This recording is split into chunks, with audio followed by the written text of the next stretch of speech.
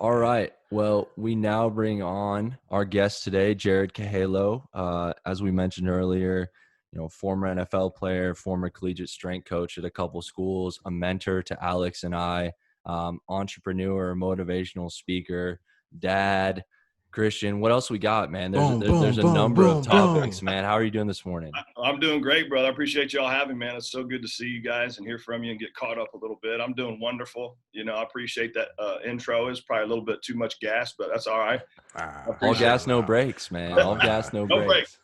No breaks, man. That's right. That's right. No, I love that you guys are doing this and happy to be a part of it and share some stuff today. Oh, absolutely, man. We appreciate it, man. So what are you doing now? I'm seeing the backdrop over here, man. What we got going on? Well, we're trying to do it professional. We're trying to step up our game a little bit. I got you.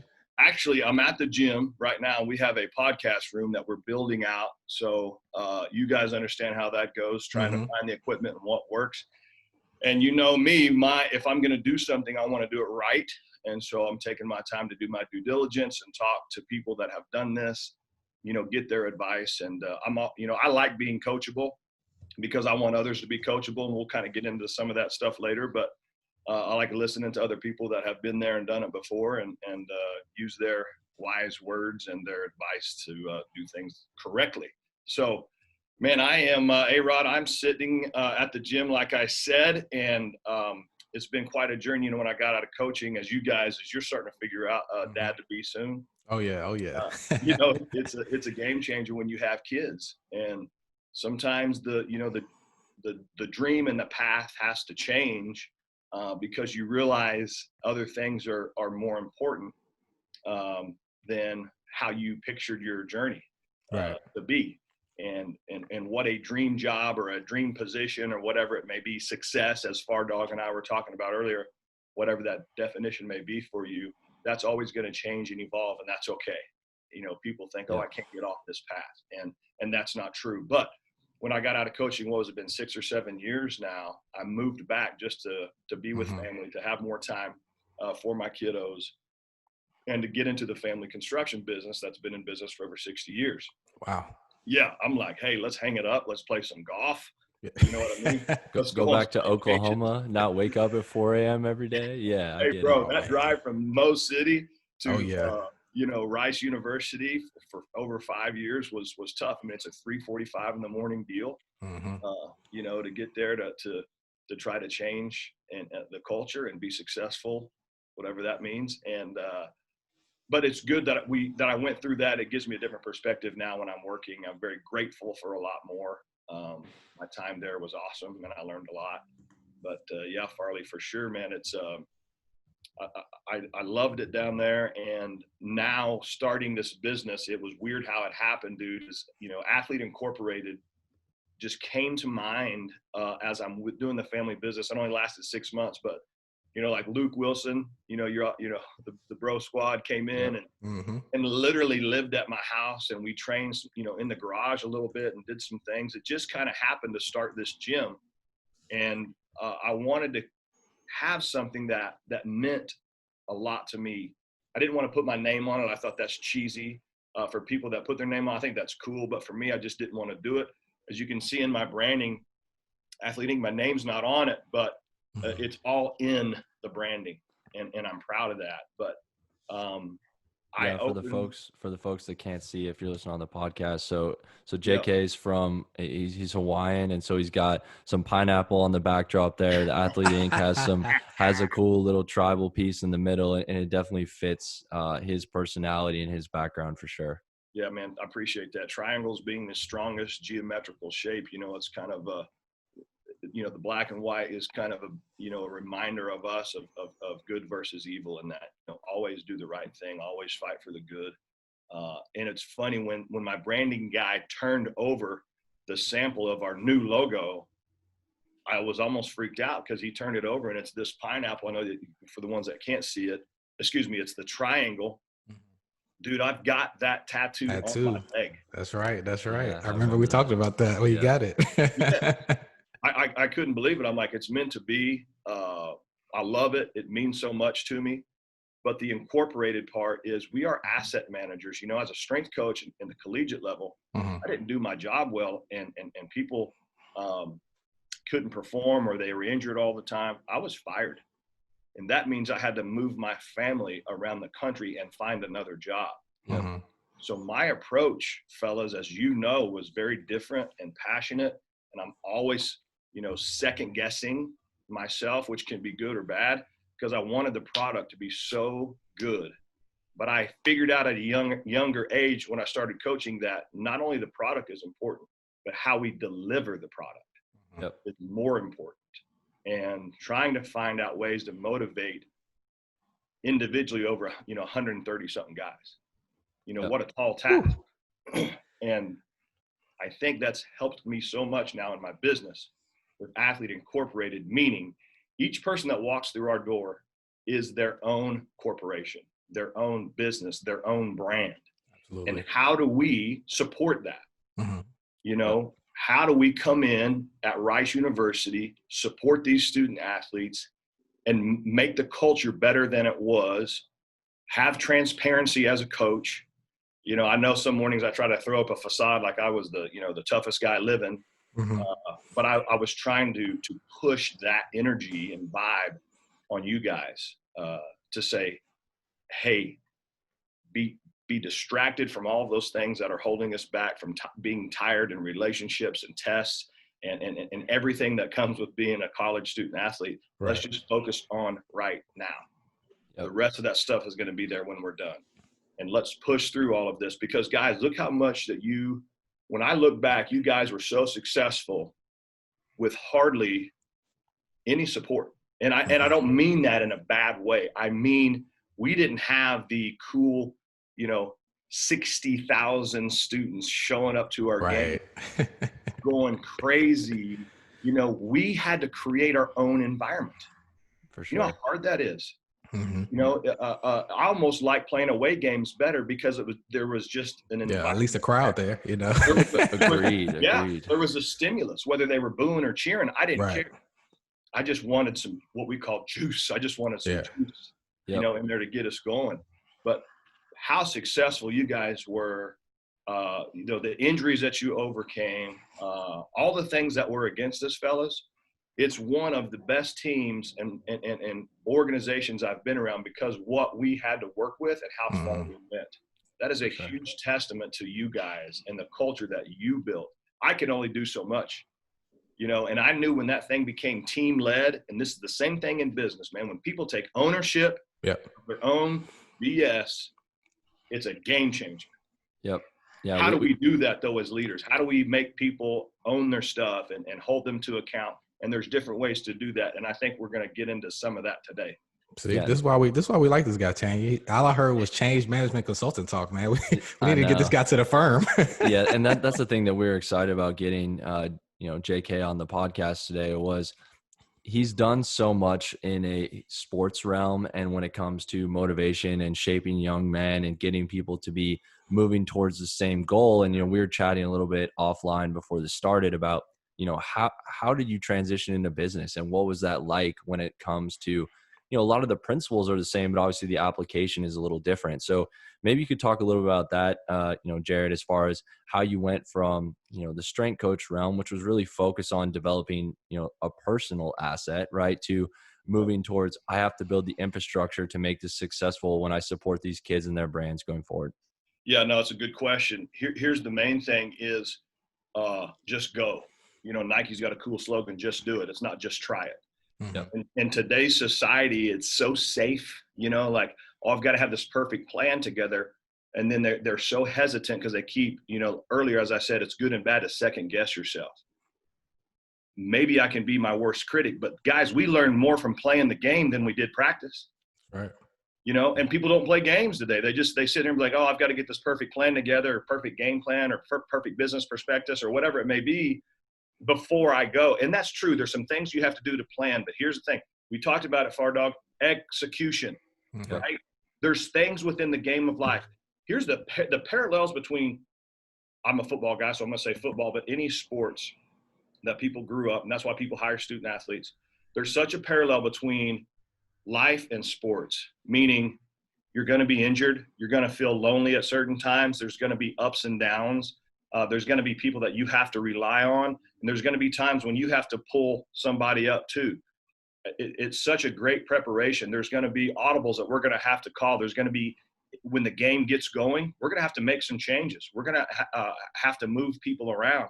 When people go out, people step up. I mean, tell me how that's not a parallel to business, man. That's right. No, it's dead on. It's next man up for sure. Yeah. Because and here's the most important thing that's helped me, Farley, and A-Rod is, and Alex, you can tell him I call you A-Rod, but that's old enough. You guys are getting the behind the scenes here today, as far as the nicknames for sure. Yeah, dude. Yeah, that's right. I'll keep the good ones, just the PG-13 ones. But all good. We roll here by standards. And the things that you guys did is you kept your standards high, meaning I knew when a young buck came in and wanted to freelance and do his own thing, I didn't really have to say much towards the end because I knew you guys were going to handle it because that was the culture, because we had built standards, right?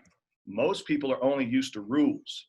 Well, here's my mindset, and I like to reframe and challenge people in their mindset a lot, is we go by standards, and I'll show you some of these anchors and standards that we have instead of rules, because rules are things you don't do, and standards are things you do. Yep. It's a completely different approach, completely different mindset. If I walk around and be like, hey, don't do that, or you can't do this, or remember, that's on the rules, you can't do that. Yep. Well, people can't vibe with that, man. It's so negative, such a negative connotation, and it brings people down. If all I walked around, and just was screaming how bad people did, I tried to be just as loud and fired up when people did something good. Yeah, absolutely. And so the standards that we have in place are anchors that absolutely we will not relent from. And we call them anchors of human performance. And that's number one, safety, mental and physical safety. I want people to be able to come in and feel safe that we're going to take care of them. Obviously, physically, our place is clean. We've done our due diligence. We know what we're doing, and the programs we have in place are safe for them. But also, they can come in, and I don't care. Used to say, hey, leave your stuff outside. Hey, bring it with you. You know what I'm saying? Bring it with you. If you got things going on in life, bring it with you. I'd like to know about it, because that allows me to get to know you better and what you're going through and how I can help if I don't know. The thing as a strength coach and the thing as a business owner that you guys are starting to figure out is we have to get rid of our student athletes or our employees or the people that we work with. We have to get rid of their weaknesses. But here's how we do that. We focus on their strengths. Bingo. Okay. We have to make them stronger at what they're really good at. We spend too much time saying, man, we got to improve your speed. Well, guess what, man? That's going to improve when you get them stronger. Right. And if they've got a great technique on hang clean or power clean or squat, they're just not strong yet. Focus on those. Focus on the great technique. We don't need to talk about how slow they are, right? Because we know the progression and what it looks like. We've been down that road for them. So we've got to manage their expectations. Farley, we talked about it earlier. Managing people's expectations. Yep. It's a huge difference between perfection, which is what everyone's striving for, perfection. They don't want to just go do it, like I said, and take chances and go play the game and learn from it. And it gets clouded. The progression, baby steps, gets clouded from perfection. They can't even see how far that they've come because they've got this ideal world, especially today, of all the optics that have to be right in this perfect world that everyone else is living in. Bro, they ain't no one living in a perfect world. That's right. Stop it. Agreed. And we learn from those downfalls. So another anchor for us is character. And here's how we look at character in a team setting, bro. Make each other right. Period. If Alex blows a coverage, I need Juice to come over and make him right. Yep. See, and then I don't need Juice going, well, see, what happened was I made that play because, Alex was freelancing and didn't hear the cover. You know how he gets sometimes. And once again, I stepped up, and I made, once again, Mr. Farley, I stepped up and I got it done for you, oh, so-and-so. That's not character, man. Absolutely. Character within a team and an organization is to help each other out, have each other's back, and make each other right at all costs. When a parent calls me griping about a coach, I take full responsibility. Oh, hey, that's on me. I didn't communicate that clearly. Communication is great. Clarity is a lot better. You know what I mean? Absolutely. Gotcha. So character, safety, character, leadership. We say know the way, go the way, and show the way. Nobody wants to hear all this all the time. Right. Yeah, you know it. That's great. but I want you to show it, and then I want you to go. I want to follow you. Kids will be what they see, period. And so we have to know the way, go the way, show it. That's leadership to me. And then community is the common denominator. When you're going to make a sale, Farley, you're going to talk to someone in Seattle to close a deal. You go and talk to them as a person. Yep. That's why we call it human performance. I want to get to know the human side of, hey, if I see him wearing a Metallica t-shirt, Tanner Shuck, I'm going to be like, oh, I went to the Metallica concert back in '87 in Dallas, Texas. I like it. Boom, we have an automatic connection. Mm-hmm. It's there. You know, it's not about, oh, hey, how much you benching nowadays, Shuck? Right. It's about, oh, you love Metallica too. That's the common denominator. That's the community that we have to build. And then last is performance. And it says on here, I don't know if you can't see it, but I'm going to read it. Progression is important, not perfection. Performance is the last thing in human performance. Yeah, I love that. I mean, it's the last thing. It's a byproduct. Mm-hmm. Money is going to be a byproduct of doing things right, of putting people out in positions to be successful. You know, that's my job now. I've had my time. I don't mind sliding behind the curtain and coaching coaches and leading leaders and let them be successful. Let them have a taste of it. And that's it's a good place to be in, but it's also a hard place to be in as well. You know what I mean? You're taking a back seat, and that's a tough deal. But anyway, I get a little passionate about it. No, not a problem. Not a problem, man. We love it. That's why we had you on, man. I think that you hit on something that Alex and I talk about a lot, which is embracing the process, right? And going all in on the process. Like the success is the byproduct, but if you get so wrapped up in just that piece, you're going to miss out on everything. And so I think you nailed that on the head. And I think the other thing you mentioned during this conversation, I think Alex, you probably picked up on it as well, is, you know, people are striving for perfection. We look at a fake world on social media that says, I live this life and I'm doing this. I think the word entrepreneur has been devalued so much by social media the last few years. It's crazy that when you look at a guy like Jared that said, hey, I want to start this thing. And I remember going up to visit JK, probably a couple months in him having this establishment. He was talking about all these dreams he had for it. And he looked me dead in the eye and said, I'm not taking a salary because I care about this that much. Until we get this thing going, I am 100% committed. And so he was not afraid to make a mistake. And he mentioned that in what you just talked about. And you're not afraid to make a mistake because guess what? You learn from those mistakes, right? I think, Alex, is what we kind of thought of as the theme of today's podcast is don't be afraid to make those mistakes because the process is what shapes it. And so I think you talking about that with your athletes, with your coaches, and then finally owning your mistakes, right? If there's a coach that goes out of line, you're owning that because you're the one that runs the business. You're the one that sets the tone. And I love that. I think, frankly, that's a great tip to take away. And I want to make sure we get a copy of that card you showed there, and we'll link it up in the podcast bio and make sure people can get a hold of that. Absolutely, man. And let me tell you what you said, because language is important, Farley. And I don't know if you understand the powerfulness of what you said earlier about trusting the process. No one said love the process. I've heard all these hype guys that get paid thousands and thousands of dollars to go get people fired up, which is great. And they're like, you got to love the process. If you don't love the process, hey, I'm not gonna bleep this one. Bull crap. You ain't got to love the process. You know how many times I walk off the practice field saying I quit? I've heard it. I've heard it a few times. I mean, you know how many times I woke up at 3:45 to drive from Missouri City to Houston, Texas, going, I'm not doing this anymore. Yep. I mean, 6 months in, I'm like, I can't do this. This is not sustainable. Yep. Parenting, and just like A-Rod's fixing to figure out, parenting is the hardest thing I've ever done in my life. I'm trying to raise 2 strong women. Yep. Bro, you know how hard that is? I don't love the process. I love the product. I love my kids. I love the business. I'll trust the process, but damn it, I ain't got to love it. Don't tell me I got to love the process. That's bullcrap. That's warm, fuzzy stuff that we talk about, man. That is, everyone wants to have a cool quote about, love the process. No, dude. And it's almost like the more I hate the process, the more I'm invested. The more I want it. You want to get to the end of it, I want to get to the end of it. I've got drive. I've got extra motivation, and I want to find something else to do. So I think when you hit on that, trust the process is cool. Love the process, not so much. And here's the thing about mistakes, man. As you know, the reason I didn't take a salary was because you have an opportunity to learn from mistakes, no doubt. But when someone just throws out, oh, it's not a loss, it's a lesson. Man, shut up. I can't stand that either. It's not a loss until there is a cost. Yep. It was costing me a salary, right?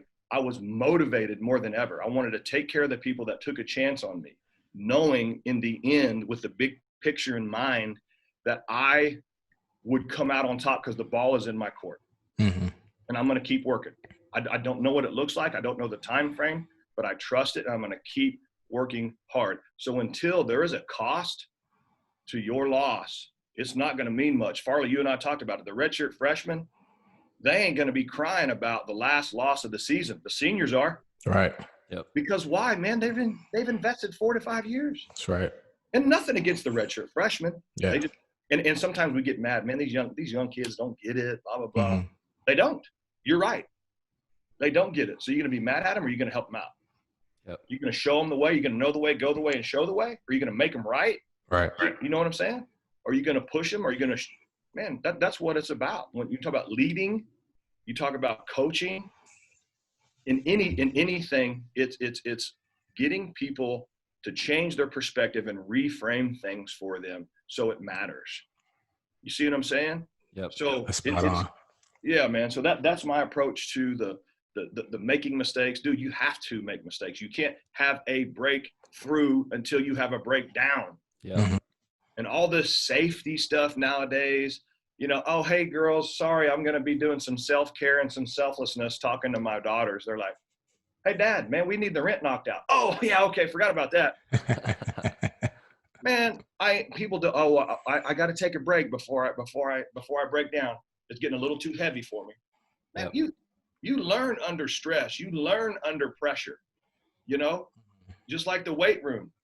There's so many parallels to the weight room in life too. Guess what? Guess when you become the most sore? When you have time under tension, bro. Yep. It's called eccentric. You Yep. get the most sore and pain from it, but you get the most growth from it. Mm-hmm. Time under tension. Nobody wants to do that anymore. Nobody wants to be okay with not being okay. That's right. It always has to be fuzzies, and I can't suffer. I can't, take chances. Man, it's the only way. It's a part of life. It's a part of life. And it's volume, man. Good. When we remember that one time I got upset, we did 10 sets of 10 and people could hardly walk around campus. I was one of them. I still have dreams about that. Yeah. Going upstairs were a nightmare that day. Hey, how about the 20 reps then followed by 2 sets of 5? Yep. Wave sets, good times. The wave set. Good times. Bro, listen, it's just volume, man. Mm-hmm. I didn't care about good reps or bad reps. We're going to learn from both. I just wanted reps. Right. Yep. I wanted time under tension. I wanted pressure. Because if we do that early on in anything that we do, it kind of sets the tone for everything else that's coming. Because the reason I am grateful for where I am now, not taking a salary, is because I remember the hour and 15-minute drive at 3:45 in the morning. Mm-hmm. If I wouldn't have had that to pull from, right. Yep. if I wouldn't have set myself up for that, if I wouldn't have taken a chance, bro, I wouldn't be appreciative of where I am right now. I'm grateful. Mm-hmm. I'd be wanting more because of the perfection phase everybody's going through right now. So right. I'll shut up. Yeah. No, that's perfect. That rolled right into my next question, because we were just talking about success, and I was talking about, putting that success and your ego all together in one. And sometimes it's not the best perspective to go on, because, look at us at Rice University. We were sitting up there. I think my first year we won 2 games. And then my last year we only lost 3 games, I think, my last year. So just seeing that perspective from Rice University, we could have took that. I don't want to call it success, or that failure with the 2-win year. Yep. And just stuck that into our ego the entire time I was there, but we didn't. We didn't put that together. We didn't connect that all together. We worked on our errors. We worked on our mistakes. And just like you did, how you mentioned, you've been fired before. You've had a few jobs. You've made a few different changes in your life. How did you control that quote unquote success and putting that ego together to make you not, want to stop, make you not want to fail or keep going, but, to build something else? And now where you are now with Athlete Inc., building your dream. Yeah. Well, success is never final and failure is never fatal. Either way, get your ass to work. It's simple. You're going to work through it. I mean, you have to, if we all, and it goes back to ownership, the ego can be, I don't have to address someone's ego. Mm-hmm. What I ask them early on is, what are your goals? What are your expectations? What do you want? Hey, I want to own my own gym. And instead of saying, oh, good luck with that, Right. you got to do this, that, and the other. I'm like, oh, okay. Well, let's start at the end. So if I'm doing a 12-week program in programming, I start at the end of what I want and then work my way back, right? Mm-hmm. To where to start. Same thing with ownership, business, teams, schools, doesn't matter. When they give you that, I want to be a state champion. Okay, what does it take to be a state champion? Let's work our way back. Well, I've got to have great teammates. Okay, well, how do you have great teammates? Well, I've got to be a leader. Okay, well, how do you be a leader? Well, it's not a popularity contest, so I know I've got to do some things that are going to be unpopular and stick to my standards or my anchors. And then I've got to get sleep. I've got to make my grades and all these things that they put down, you work your way back up to the top. Right. And then what do you do is, hey, you missed class. I just wanted to share with you, remember what we had talked about of the state championship. It's that accountability. Remember what we talked about making the quota and closing this deal. The ideas are great, but I want to hold that person to account of what they said they were going to do, right? And you want to define that for them, because people are like, hey, I want to own my own place. I mean, that's pretty broad now. What do you mean own your own place? You want to do physical therapy, or you want to do athletes, or you want to do fitness? You want to run boot camps? Is it going to be a CrossFit gym? So you filter all those things down for them, and then you hold them to account to get exactly where they want to. And then when they have ownership of it, it changes the taste in their mouth. When they are invested, then they can learn from the loss, because it comes at a cost. But no one wants to invest. Everybody wants to start a business, but nobody wants to invest in a business. Right. You know what I'm saying? At first, Far Dog, I figured out early, I kind of just created a job for myself. Mm-hmm. Yep. Then I changed some things and then created a business. Yep. You know what I'm saying? No, And it makes 100% sense. Because I thought, oh, I'm going to do it all. I'm going to outwork folks. I can do this. I can do this. I can do this. I can do this. I can do this. And it went away from really my true beliefs of the potluck dinner thing. Man, you ain't got to bring everything to the table. Bring the green beans and eat like a king. Yep. Quit trying to bring so much to the table. And that's where I made a mistake early. Mm-hmm. But I wouldn't have known it if I didn't just go for it. Absolutely. Right. Yep. And so now I've learned, man, I just got to bring that one thing to the table, and then surround myself with people who are really good at that thing I don't have. Yeah, no, I mean, I think that right there is the crux of what makes a business successful or unsuccessful in my mind. When you think about efficient teams, when you think about high achieving teams, it's exactly what you talked about. There's one person that is the leader, right? But there's a number of people that contribute. And when the leader tries to overstep their bounds and do multiple things, that's where you struggle. That's where you create bottlenecks. I know, honestly, a lot of what Alex and I do, a lot of what we do for clients is unkinking that bottleneck that happens because of what you just mentioned. It's hard. Yeah. What you just mentioned, it's hard to get out of your own way. It's very hard. And it's a mistake. Especially for an entrepreneur. Especially for an entrepreneur that's so passionate about what they're doing. It's hard to get out of the way. And I think being able to step back at the macro level and look at that mistake and learn from it is key. But I also think too, there are going to be mistakes like that you're going to make. For me, it's really understanding how you move forward from there. So, Jared, when you were making mistakes early on, even when you make mistakes now, we see a lot of people, and we talked about this earlier in the podcast, that get crushed by adversity, get crushed by mistakes because they dwell on it. How do you take that mistake and move forward? I don't really, one, I allow myself room because I know I don't have it all figured out. And dropping your ego, because he said it earlier, but I don't take things personal like I used to. As I've gotten older, I've learned I can't, if someone leaves my gym for whatever reasons, I can't take it personal. And here's why I don't, and why I've done a better job of this, is because they are mad or maybe upset with the standards, the anchors, but I'm going to be unrelenting in those standards and anchors. And if I make a mistake or someone else makes a mistake, you can always recover from it by working harder, having a different approach, reframing things, because it's hard to group all mistakes in one little box. And that's where I think if we can clearly define what the goal is, what the action step is, If we have a clear game plan, then we can go back and change things, right? But if we don't have a plan, we're just shooting from the hip, then you're going to struggle, right? If you don't ask for support, iron sharpens iron. Men need strong men, women need strong women, and vice versa. Cross lines, but we don't ask for help. So what changed my life, brother, and to learn to live with my mistakes is I got a mentor. And I threw it on the table. I said, this is what I'm struggling with. And he actually said, that's not what you're struggling with. Having a skill set, dude, of self-awareness, and not only the awareness part, but because when my personality, I can own things easily. Oh, it's my bad. Right. That's on me. How many times we say, that's on me, fellas. Yep. We don't have a problem owning it. We have a problem fixing it. Bingo. Because when I hear over and over, oh, my bad. Hey, I'm kind of getting sick of hearing my bad. Right. I'm getting sick of moving 5 yards back because you keep jumping off sides, or you keep holding. And I tried to change. I remember at Rice, I was like, hey guys, stop saying it's okay, and just say, here we go. Yep. Here we go. It's next. It's not okay. Right. Let's go. It's not okay, but let's work. So there's something to be said about continuing forward and not dwelling on it, but it's not okay.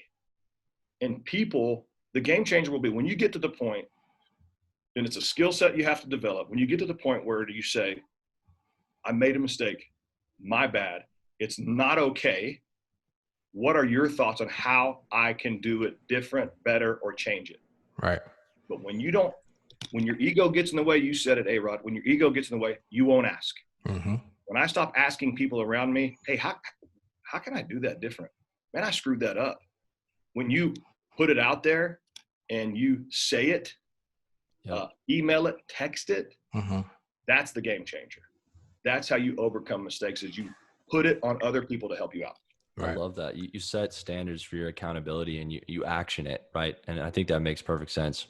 Absolutely. You don't see that too often, especially for somebody that had success that you've had and of age that you are now. But I've heard it continuously in this whole conversation that you're an active listener, you're still learning, you're coachable, you've gotten a mentor yourself, acknowledging your own errors and faults.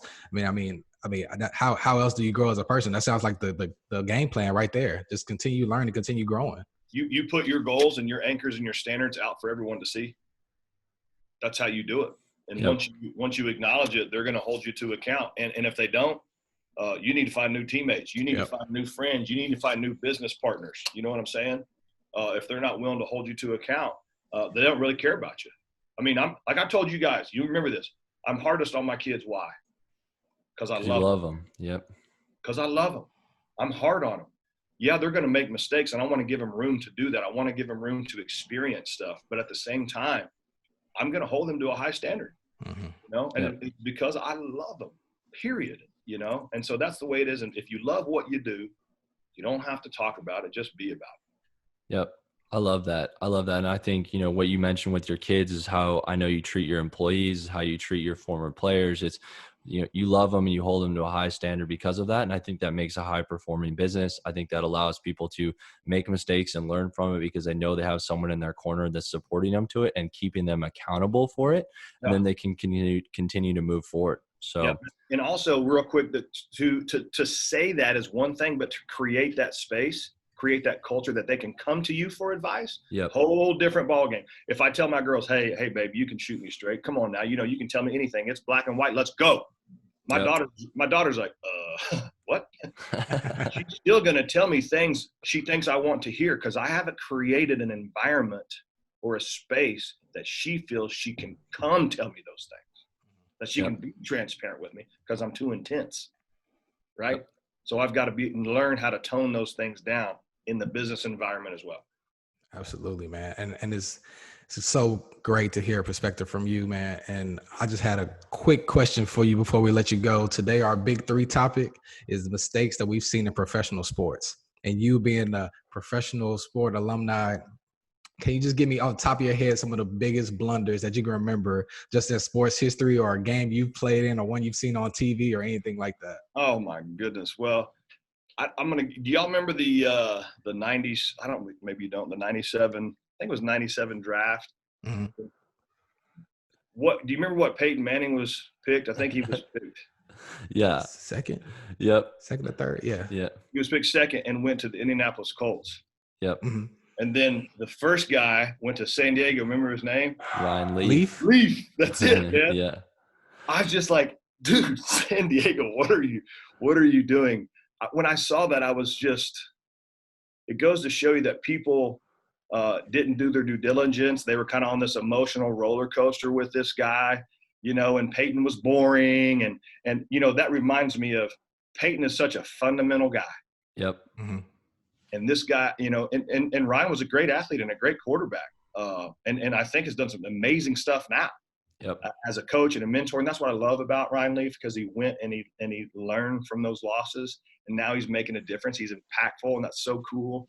But it just goes to show you, man, even then in 97, without the dominance of social media, people were still going after the trendy stuff. Yeah. Yep. Not the boring fundamental quarterback. Peyton Manning, soft-spoken, wasn't loud, wasn't wearing these yellow suits. Right. What did he do, man? He just won games. Yep. Yeah. That's the big. I mean, there's several others, but to me, that was just a shocker of a move by an organization that had a chance to go down in history as one of the best quarterbacks to ever do it, and they blew it, man. Yeah. And then lately, I would think the same thing with the quarterback as Brady. This would be number 2. Brady going to the Buccaneers. What happened? And then Gronkowski coming out of party retirement. I know. Like what? What a setup, right? What a setup.